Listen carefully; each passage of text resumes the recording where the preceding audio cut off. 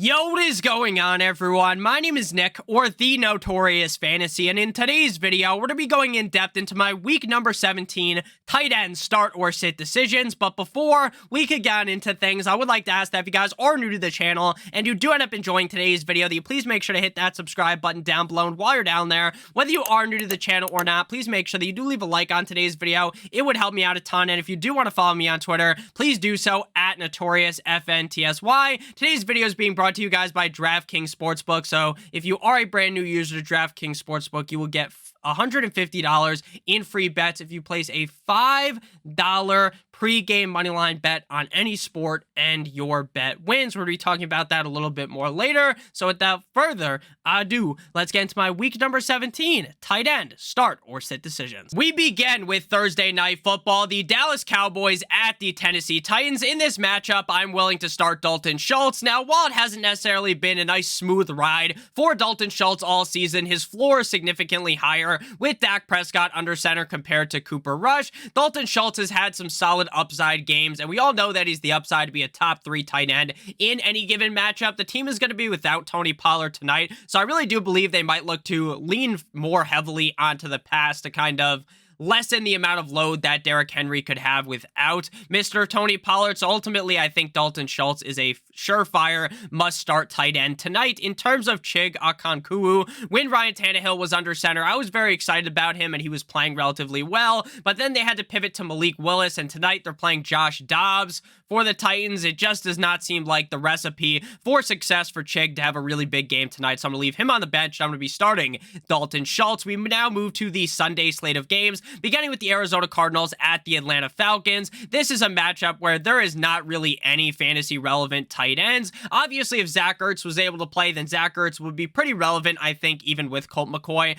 under center. But ultimately, Trey McBride, rookie tight end of the Arizona Cardinals, is going to be a sit. He just does not have a strong enough involvement in this offense for me to have him listed as a start. The Atlanta Falcons use McCole Pruitt as well as Anthony Firkser. Both of these guys are far from the skill set of Kyle Pitts, and Desmond Ridder is not really force-feeding either of these guys the ball. This is a team that runs on rushing the ball at an incredibly high rate, and Anthony Firkser is a tight end, not a running back. Next up, we move to the Chicago Bears at the Detroit Lions. Now, despite the fact that Shane Zylstra went off last week or the week before that, he went absolutely nuclear recently, I really have no confidence that this is going to be a game where he does great again. Ultimately, they have Amon-Ra St. Brown, they have DJ Chark, they have Jameson Williams, they have Khalif Raymond, they have DeAndre Swift, they have Jamal Williams. There's so many cooks in the kitchen of Detroit that assuming that Shane Zylstra is going to go fucking bananas again is extremely low. So ultimately here,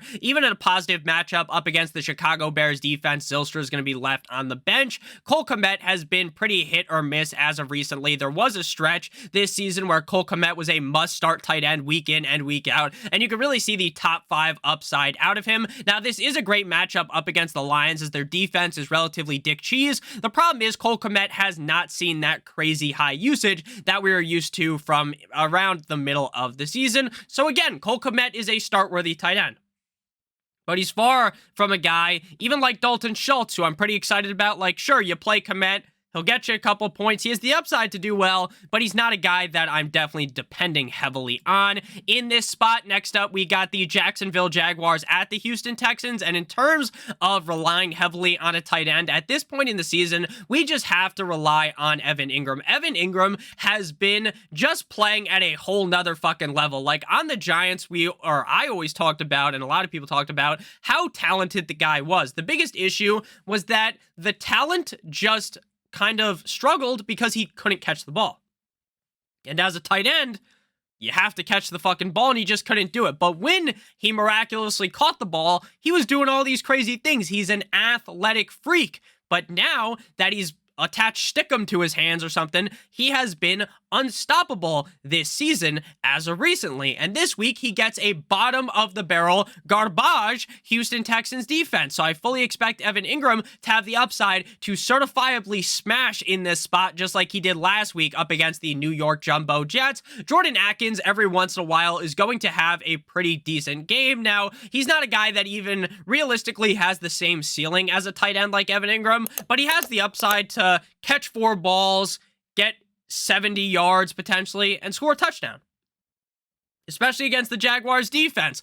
But the problem is the Texans offense moves the ball at the rate that snails have intercourse, which is incredibly slow. So I don't really trust Jordan Akins. Next up, we move to the Broncos at the Kansas City Chiefs. Travis Kelce is a must-start game in and game out. The Broncos have a pretty solid defense up against the pass, but ultimately, you're never sitting down Travis Kelce. Greg Dulcich had a pretty decent game last week, despite the fact that the Denver Broncos got spit roasted by Baker Mayfield and the LA Rams. Greg Dulcich is another one of those guys that isn't quite even in the realm of a guy like Evan Ingram.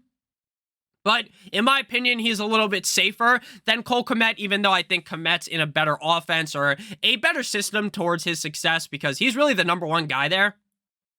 And his quarterback is Justin Fields, who's been looking good, whereas Dulcich has to deal with Mr. Unlimited, and he's not necessarily the number one option, but he is relatively safe game in and game out. Russell Wilson loves to throw the ball his way. The Chiefs' defense is pretty mid, so I like Greg Dulcich a decent amount in this spot, and this game could be high scoring if the Broncos offense wakes the fuck up. Next up, we move to my Miami Dolphins at the New England Patriots. In terms of the tight end position, this game is a fucking sleeper. Mike Gesicki, and not like a sleeper like in fantasy where it's like, ooh, this is the late round guy, let's get excited. This is more of like you fucking fall asleep and you're tired. You don't want to see this for the tight end position. Mike Gesicki, while he has my favorite nickname at the tight end position, unless he scores a touchdown, he's irrelevant, and he's barely even been seeing targets over the last couple of games, so I'm definitely sitting him up against the Patriots. Hunter Henry has decent amount of upside because he's a great player. The problem is the team doesn't really give him enough touches.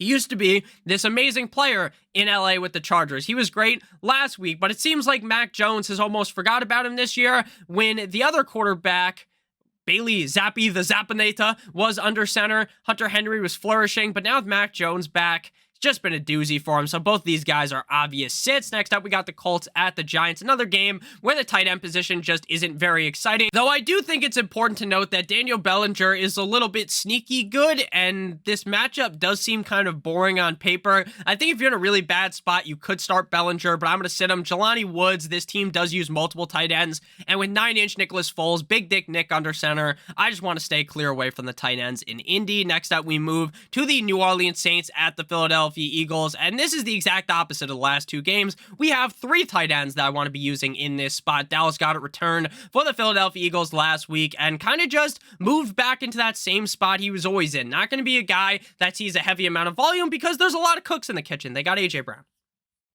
They have Devontae Smith.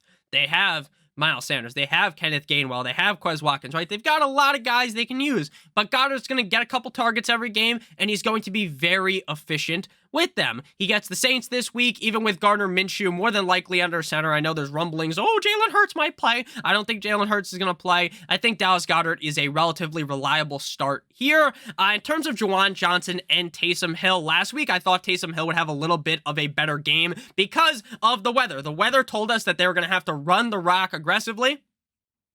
They kind of faded away from using Alvin Kamara until last week, but I thought they were going to really heavily use Taysom Hill. Hill had a decent game, but nothing crazy. The weather basically kind of interrupted any upside Juwan Johnson had with the crazy win. So Juwan Johnson didn't have a great game, but I do think he could bounce back this week. I like all three of the tight ends in this spot. Next up, we move to the Panthers at the Buccaneers. Tommy Make That Ass Tremble for the Panthers is banged up. He might play, he might not play, or he might play, he might not play, but regardless, I don't want anything to do with the tight ends in this spot. Ian Thomas just doesn't get enough usage. This Panthers team just loves to run the rock. Cade Otton has some upside, right? We all know Tom Brady loves the tight end, but he loves no tight end like he loves Rob Gronkowski. So ultimately, Cade Otton is going to be left on the bench up against the Panthers, whose defense is a little bit sneaky good. Next up, we got the Cleveland Browns going up against the Washington Commanders. Left hand up. Who are we? The Commanders. When David Njoku is healthy, regardless of the fact that Deshaun Watson doesn't look amazing.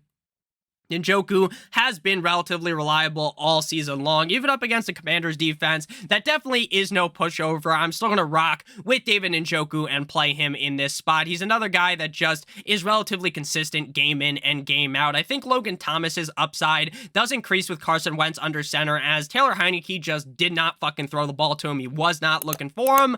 But even with Carson Wentz back, I don't want anything to do with Logan Thomas. Next up, we got the San Francisco 49ers at the Las Vegas Raiders. In this matchup, I like both of the tight ends. Darren Waller had a pretty solid showing last week. Ultimately, though, the team is going to be pivoting to Jarrett Stidham under center, so the upside of Darren Waller is kind of down the drain, down in the shitter. Again, he's still a start-worthy tight end because he's incredibly talented, and if I was Jarrett Stidham, what I would do is throw the ball to one of the best players on the team, and that is Darren Waller, especially since he's the tight end, should be pretty close to Stidham. He could just force-feed this man the rock, and if somehow miraculously they make their way into the red zone, Darren Waller's a pretty easy target to hit.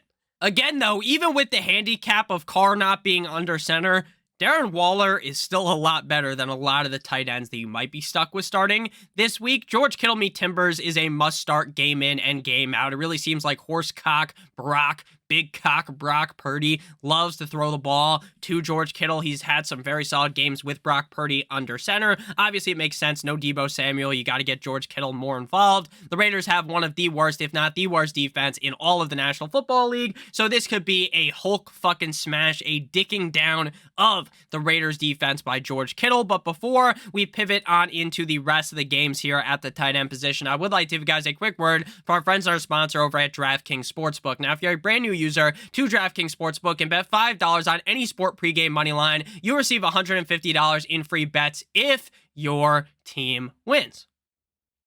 Notice how I said if your team wins.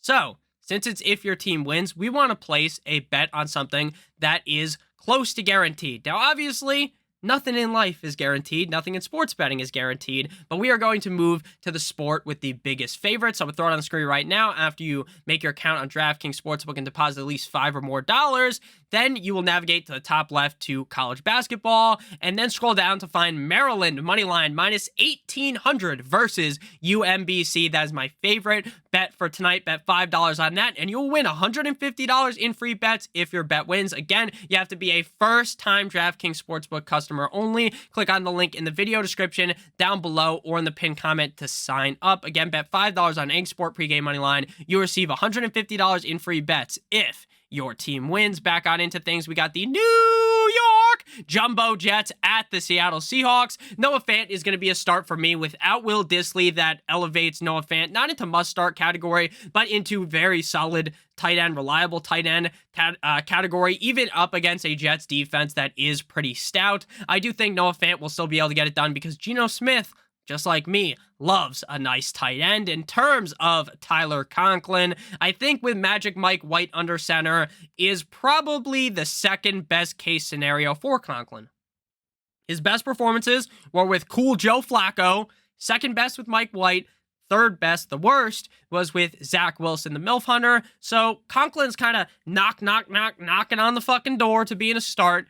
But if I'm being honest with you, I don't really think I want to rely on him, so that's why he's listed as a sit. Next up, we got the Vikings at the Green Bay Packers. Hawkinson had a fucking day last week in that spot for the Vikings up against the Giants. He hasn't necessarily been the most reliable target on the team, but again, he's a must start. He's one of the best tight ends in the NFL. This matchup reeks of points. I think this is going to be an incredibly high-scoring game, so Hawkinson is going to be thrown into my lineup. Robert Tonyan is going to be a sit. He's been a huge disappointment for me this season. Now, he wasn't a guy that had a very high average draft position in fantasy football drafts, so more than likely, not many people even drafted Robert Tonyan, but he is a guy that I thought had a lot of upside from not what we saw last year, but from the year prior in 2020. Obviously, when push came to shove, it didn't end up working, but I still think Tonyan's talented.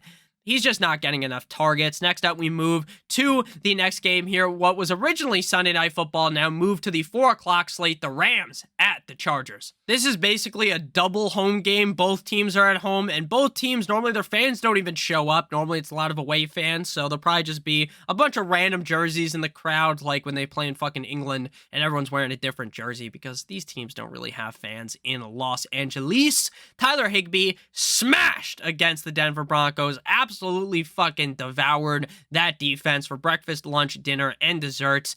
I'm not sure he's going to do it again against the Chargers, but based upon what we saw, I think you just gotta auto-start him this week. Gerald Everett is a guy that I like as well. There are a lot of cooks in the kitchen now in LA with Mike Williams healthy, and Keenan Allen, so Gerald Everett isn't the most reliable, but again, there are a lot worse options than him. Next up, we move to Sunday Night Football. The Pittsburgh Steelers at the Baltimore Ravens. Pat Freiermuth as well as Mark Andrews are going into my lineup this week. Lamar Jackson seems very likely to be missing in this spot. I know a lot of people are saying, oh, Lamar should play. Doesn't seem like he's going to play. Based upon what I read, Mark Andrews has been dog shit recently, but are you ever really going to sit Mark Andrews? No. Pat Freiermuth gets a lot of targets for the Pittsburgh Steelers. Never really a guy that finishes inside the top 3 at the tight end position, but he always has that upside due to the volume. Matchup against the Ravens is pretty I think Freiermuth should have a decent game. Honestly, I think Freiermuth will end up outscoring Mark Andrews. Final game here, we got the best game of the week, Monday Night Football, the Buffalo Bills. No one circles the wagons like the Buffalo Bills at the Cincinnati Bengals. Dawson Knox, another one of these tight ends that is just on fucking fire, NBA Jam style. You're going to continue to ride the hot streak and fire up Dawson Knox with extremely high confidence. Hayden Hurst probably not going to go in this game, so we got Mitchell Wilcox of the Cincinnati Bengals.